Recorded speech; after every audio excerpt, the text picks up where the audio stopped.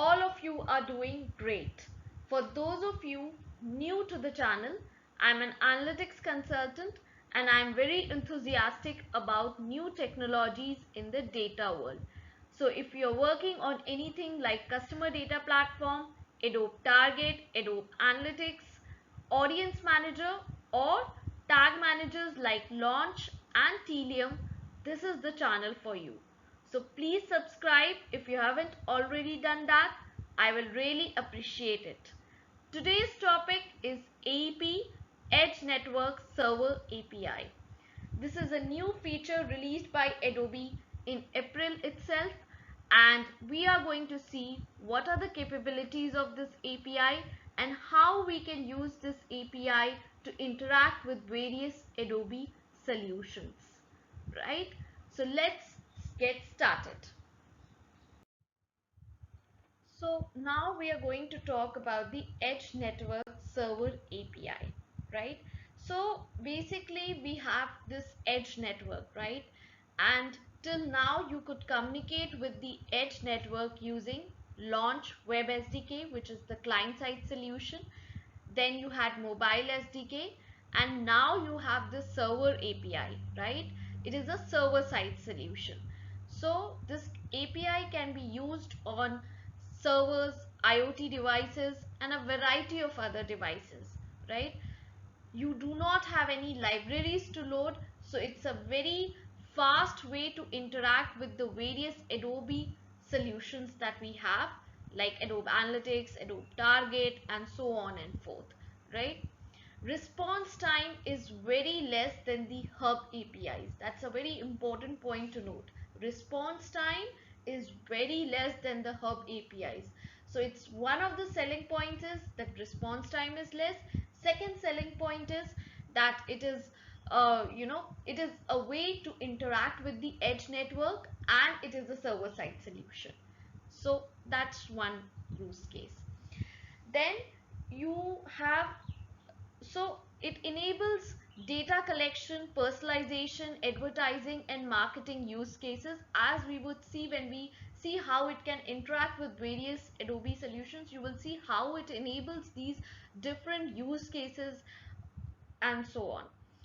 Then we already talked about how it can interact with the edge network, and we will also see a POC for these, how it is interacting with these solutions, right? Then next is that it supports both authenticated and unauthenticated requests. So it enables use cases that can allow for authenticated collection of data, right? Which may be required based on your privacy policies, right? So that is one thing. Then it shares the same structure as Web SDK, the same XDM structure as Web SDK. So you will see whatever you can do with Web SDK, you can also do it with the server API. So like Web SDK, you can enable Target, you can enable Target using the server API as well, right? So that's how it works. And lastly, data stream configuration is one of the essential prerequisites for using the Edge Network Server API. So for example, you want to interact with Adobe Target, right? So you need to enable Adobe Target in the data stream configuration. Similarly, if you want to interact with Adobe Experience Platform, AEP that is, you need to enable AEP in the data stream, and so on it works like. Same is for Adobe Analytics. And then if you want to use third-party event forwarding, then you again need to do the relevant configuration in the data stream. So now let's look at the documentation that Adobe is providing, and then we will look at how we can use this API to interact with the various solutions. The documentation is very scarce as of now provided by Adobe. So this video will help you understand how you can use the API. So this is the Edge Network Server API documentation that we have, and as you can see, it talks about the different data collection methods, single event and batch event. And then it also talks about how you can interact with the different Adobe solutions, Adobe Analytics and Adobe Experience Platform. and then there is third-party solutions. Now, you would say that these are the only two solutions provided here. Yes, but Edge API is capable of more. It can interact with Adobe Target as well, and there is more to it. But the documentation is not enough that you can use the documentation to explore the API, I would say, right? My video would help you definitely to explore the API, so I would say it's a must see. And here is the overview video. I would definitely recommend this one because it gives you a good understanding of how you can use the API, what are the different use cases, right? And this diagram here, it's very good to understand from this diagram what is this API all about. So you have the edge network in between, and then there is these are the different methods that you can communicate with the edge network. There is web SDK, there is mobile SDK, and then there is server API, right? So definitely go through this video, I would say, and you can use these different articles, whatever information they would have provided, definitely go through that and then see my video and then get started with the API. It will definitely help you, explore it. So this is what is about the documentation part on the Edge API. Then I mentioned about data stream configuration, which is a prerequisite for using the API. So here you can go about this article, whatever they have mentioned here, how you can configure the data stream and how you can enable the different services. Adobe Experience Platform, Adobe Analytics, Adobe Target, all these different services, how to enable them and how to, go ahead. Everything is mentioned here. Adobe Analytics, see, this one is there. Then you will see all the other like Adobe Experience Platform. This is here, right? Adobe Target is here, and even the third-party solutions, right? Even forwarding here. This is also mentioned here. So you can go through this, and that will help you with the prerequisite part, right? So now let's look at how we can use the API, right? Let's look at the POC. So this is the basic request structure that you want to see on screen here, right? First of all, it's a post request, and then this is the server.adobedc.net v2 interact endpoint, right? This remains the same for most of the services that you will interact with, right? This is the data stream ID, right? And when you will configure the data stream, you will have the data stream ID which you can use here. Make note that, for example, the dev environment will have a different ID, production environment will have a different ID. So this endpoint remains the same, right? And then these headers also remain the same. This is the authorization token, then this is org ID, this is API key and content type. This endpoint, the fact that it's a post request and the headers, they would remain the same. uh, Again, if I'm assuming that you are using the same data stream for all your services, all your solutions, so that should remain, everything should remain same. What changes is the request structure, right? So this is the basic request structure. You have event XDM, then you have the identity map, then you have the ECID, right? So now ECID is basically your Experience Cloud ID, which is used to integrate with other Experience Cloud solutions. Then you have an event type, you have web details, and then timestamp and data object. Now data object, I would say, is very specific to Adobe Analytics.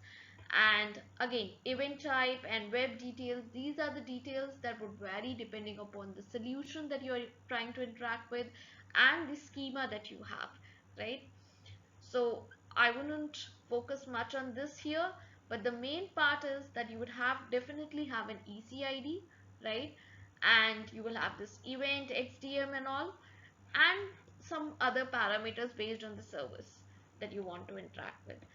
Whole idea is that the endpoint, it's a post request and these headers, this is what is required, and then there will be a request structure based on the requirements, use case and schema and the service that you are interacting with. Do note that all the request structures that we are going to discuss in this video, I will upload the scripts for that and you will find the links in the description.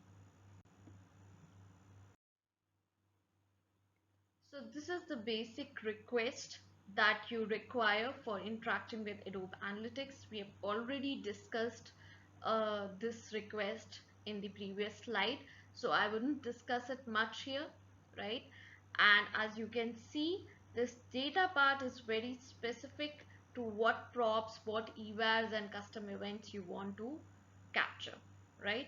So make note of this, and then it will, again, as I said, that everything will vary depending upon what is your schema structure. Like right now here we just have web page details URL name, right? Now if in your schema you have defined something like site section and site subsections, you can also have these fields inside the web page detail structure, right? So it will again vary upon what are your requirements, but do make note of this data object, right? Because that is very specific to your Adobe Analytics service, right? And let's look at the response. So response is basically your request ID. Every request that you send to Edge API will have a request ID, right? So you will always get a request ID in all your responses, as you will see when we see the other POCs of different services as well. And then you will have the handle objects. Again, handle object is also very common to all the responses, right? Now in handle object, like this is an analytics request, so you've got this type of activation pull, and then there's this key value and max stage. So this is kind of a structure that you will get in the response, right? Let's now move forward. Yeah, so now we will look at how do we interact with Adobe Target. As I said in the beginning that I'm going to share a very brief request structure, right, which is all about the mandatory parameters, right? So we are just going to look at this request, which is just the basic parameters ECID and the mboxes, right? So as you can see in the request structure, it's event XDM identity map ECID, and then I've mentioned the ECID here. And then we have query personalization decision scopes. So decision scopes is the same as mboxes that we used to have with AD.js, right? It's just a different naming convention, I would say. And then there is this custom mbox name, which is home page, and this is the target global mbox, which is now in the Edge API naming convention named as view, right? This is the syntax for the target global mbox. So this is the basic request structure. You just need the ECID and you need the mbox's name, right? So here you can see that global mbox, which is this view, and then the custom mbox, which is home page, both are supported by the API. Multiple mboxes are also supported. You can have more than two. It's just not like you can have just one mbox name or two mbox name. You can have multiple mboxes name defined here, and it will, when you will see the response, you will get the request for all the responses for all the mboxes, right? So let's look at the response. As I said, the request ID is always there in the response, and then you have handle object, right? So this was also there with the Adobe Analytics response activation pull, and then this is the payload that you are getting, right? So here you are getting the response for whatever activity is live, right? So for this global mbox, you are getting the response because there is an activity that is live with this uh, you know global mbox. And if you have an activity live in your target with home page as the custom mbox name, then you will also get the response for that. As you can see here, this is the ID, this is the scope which we have mentioned here, and then these are the scope details, right? You have the activity ID, experience ID, and so on. And then this is the items part where you will get the data, whatever data that is being returned, and so on. Okay, you will also get the response tokens here, right? So don't worry, you will also get the response tokens as you used to get in the delivery.js responses, right? So this is the whole idea of the request and the response structure. Do note that I have not mentioned the endpoint and the headers because, as I said, they will be common to all these services, right? And also note that mbox param and profile param based audiences are also supported. Entity parameters are also supported, right? Just as they were with delivery.js, right? So for profile param based audiences or entity parameters, you need to define the data object and then pass it in this API. And for mbox param with the Edge API, you have to define the mbox params in XDM format, right? For example, you have a URL that you want to create an mbox param. So you will say web.webpagedetails.name is equal to XYZ, and you create an mbox param for that. So if you want to know more details about how to create mbox param based audience or profile param based audience, how to define the data object and pass it in the Edge API request, do let me know in the comment section and I will create a video for that as well, right? AEP audiences are also supported in Target, so you can integrate, you can create a Adobe Target destination in AEP and then integrate it with the, your Adobe Target service, and then you can create target activities based on AEP audiences. So Edge API also supports this integration, AEP integration with Target, and Web SDK also supports this. So if you want to know more about this integration, how to go about it, do let me know again in the comment section so that I can create a video for that as well for you guys. So this is all about Adobe Target. Let's look at Adobe Experience Platform, how you can use the API to interact with Experience Platform. So now we will talk about Adobe Experience Platform. So what I have actually done is that I'm sending an event here to Adobe Experience Platform to indicate that the activity, the target activity has rendered successfully, right? You will see that this type of response when you are enabling target through Web SDK, you will see this type of response in the Web SDK network request, and I've just replicated the same here. Okay, so basically what I'm doing is I am passing the ECID, which is a mandatory parameter, and then I'm saying that the event type is decisioning.proposition display, which is specific to the edge network. So whenever you want to let AEP know that a target activity has rendered, whether it's through Web SDK or whether it's through the server API, this is the event type that you use. This is very specific to the Adobe Edge Network documentation. You will find it there. And then this is the structure that we have in our schema, right? This is also very standard Adobe standard schema that we are using here for the target stuff, right? You will find it in the, if you have AEP access, you can find it there. This kind of schema exists there, right? So this is the experience object, decisioning inside that, and then there is proposition. So proposition is an array of all the target activities that are getting rendered, right? So here we just have one activity, so for which we have the ID, scope, and scope details. We can also look at how does the scope details look like. So as you will see, and correlated with the previous slide, whatever response we were getting from target when we were trying to retrieve the offer content, we have just cumulated that response and send it in this request. The ID, the scope, and scope details, this was all that we were getting from the target response in the Edge API request, right? So you have the experience ID, you have the activity ID, and so on, right? So this is the kind of request structure for Adobe Experience Platform. Okay, if you have any questions on this request structure, do let me know in the comment section and I could help.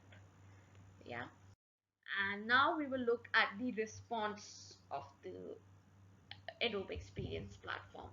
So here you have the request ID, which you had in all other solutions as well, and then there is this handle object where you have this activation pull, and then there is personalization decisions type.